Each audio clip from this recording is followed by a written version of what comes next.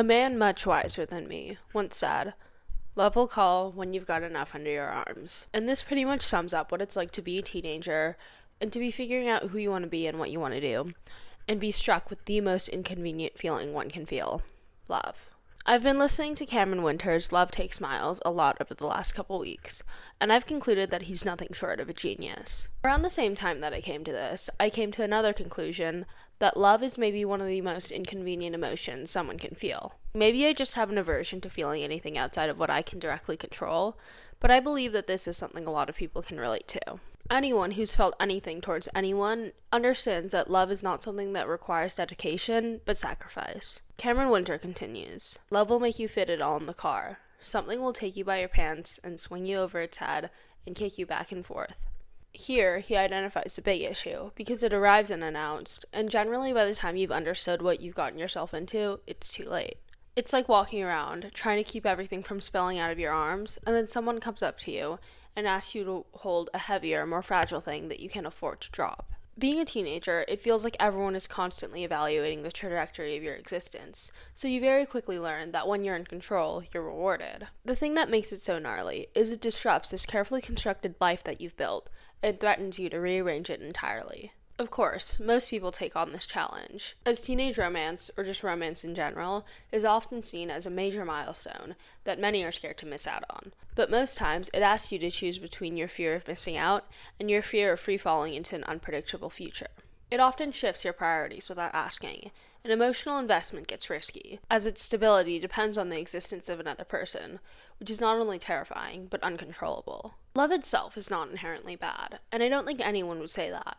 But for someone who is desperately trying to micromanage their life, its introduction can kind of feel less like a gift and a little more like a threat. People often try to resist or rationalize their emotions by saying they're lonely or they're bored or just ignoring it altogether. But eventually, like any emotion, it'll consume you, and you can't deny yourself of it forever. So if someone comes in and threatens to destabilize the carefully balanced structure of your life, the easiest thing to do is ignore it. But ultimately, and unfortunately, this isn't how that works. With the mental effort it takes to suppress emotion as strong as love, you're better off letting it crash down on you. And this is the moment that Cameron Winter seems to understand so perfectly, because love isn't something we initially choose. It hunts you down and demands to be chosen time and time again. To try to resist love is to try to stand still while something powerful moves under you, and eventually, whether or not you like it, you fall. Neither option is easy, because resistance feels safe at first, but is ultimately unstable. But to surrender is to let your guard completely down, not knowing if it'll come with a soft landing or a bone-crushing end. You need to know that you may rearrange your life just to accommodate another person, not knowing how long they'll stay, or if they will at all. And that your emotional state may be partially dependent upon factors that you can't control, and that'll come with joy, but also anxiety, and almost guaranteed heartbreak. In many ways, it's an irrational decision, and the cons numerically often outweigh the pros. Yet, it's a decision that people seem to make constantly, and over again. Because there's something so human in the desire to feel something fully, even if one of those feelings include discomfort. In allowing yourself to be affected by another person, you allow yourself to be changed, and in some ways, undone, trusting that they'll be there to re-roll you. So this is what makes love so inconvenient, but sometimes you gotta pack it up all in the car and allow yourself to be flung around at its mercy. Songs have a unique ability to articulate emotions that exist beyond the reach of ordinary language. When you hear someone sing about an emotion that you've felt, it can feel a little uncanny, as if someone's gone into your mind and accessed the deep, dark, secret corners. And this is what Love Takes Miles by Cameron Winters does for me. There is something raw and unfiltered about the way he conveys his emotion. He creates an atmosphere that feels chaotic in a very familiar sense, mirroring the internal turbulence of trying to navigate feelings you can't fully control. When you hear lyrics that encapsulates emotion you've been trying to suppress, it can be comforting, but also a little unsettling because it makes that emotion that much harder to ignore. Music often makes it harder to dismiss your feelings as insignificant or temporary. Okay, so what do you do when someone closed off to emotional exposure gets hit with a feeling too overwhelming to comprehend? Gen Z has adapted a certain language of independence and self-care that leaves no room for vulnerability, and people online often applaud self-made people and often consider reliance a form of weakness. There's something almost paradoxical about the way we approach vulnerability, especially when we're young. On one hand, adolescence is often romanticized as a time of emotional intensity. Movies, books, and music often portray teenage years as a period defined by dramatic feelings, and first loves are said to be monumental, irreplaceable experiences, and they're the moments that shape our identity, alter our perspectives, and leave lasting emotional imprints. But on the other hand, the actual culture many teenagers exist within today often discourage visible vulnerability. From the 6-month talking stage to the borderline abusive situationship, the normal romantic experience is more heavily filled with tears above anything else. There seems to be an unspoken expectation to remain composed and detached, or in better words, nonchalant. Emotional sincerity can be risky, even embarrassing, especially in environments where self-protection is valued more highly than openness.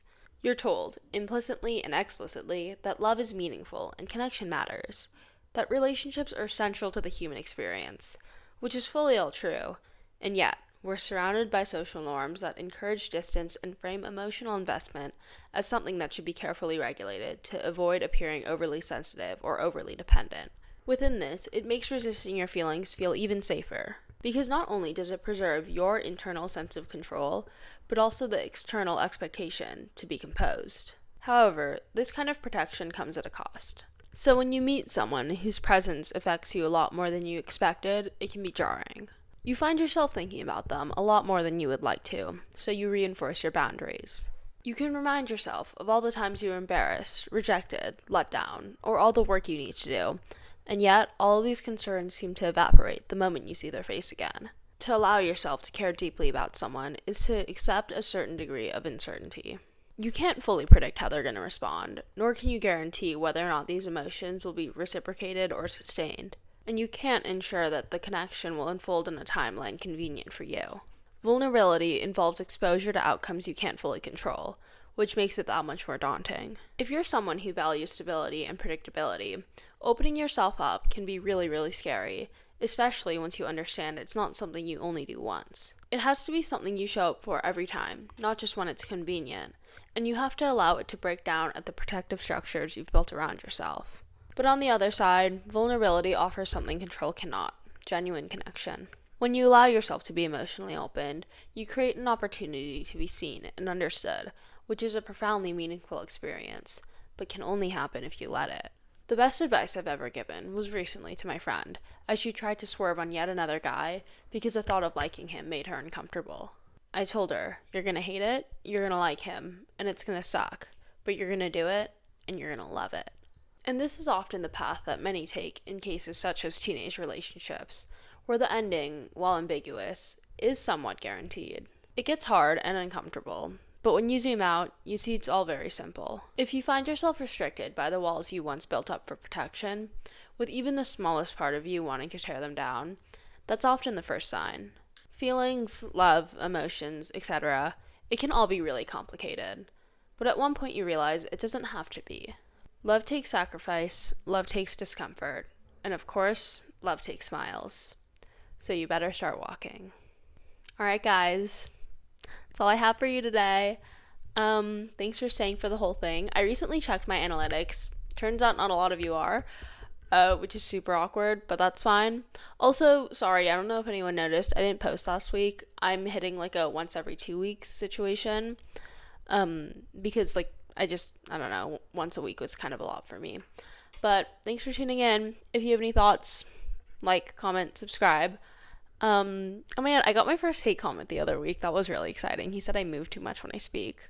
So if you think I move too much, go watch the video. I actually don't know what video is under, but go watch it and then like it. But stay for the whole thing too. Alright. Thanks for tuning in.